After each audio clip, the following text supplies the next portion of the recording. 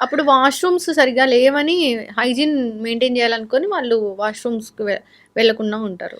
ముఖ్యంగా ఆడవాళ్ళకి ప్రాబ్లమ్ ఏంటంటే, హ్మ్. బయటికెళ్ళాలి అనంటే చూసుకొని వెళ్ళాలి. హ్మ్. ఎందుకంటే అక్కడ వాష్‌రూమ్స్ లేవేమో! అందుకని ఏం చేస్తాం, నీళ్లు తాగడం మానేస్తాం. హ్మ్. నీళ్ళు తాగడం మానేస్తే మనకి కనీసం హ్మ్. బాత్రూమ్ యూజ్ చేయడం తగ్గుతది అని చెప్పి. కొంతమంది ఆహ్, బాత్రూమ్స్ లేకపోయినా సపోజ్ బాత్రూమ్స్ లేవు. కానీ మీకిప్పుడు అర్జెంట్ ఒస్తుంది. ఏదో ఒకటి చూసుకోవాలి మనం. హ్మ్.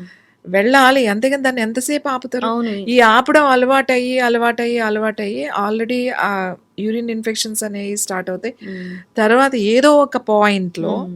మీరు ఎక్కడ ఎళ్ళలేని పరిస్థితుల్లో ఇంకా అంటే 2 అవర్స్, 1 అవర్, 3 అవర్స్ ఆపడం అంటే హ్మ్.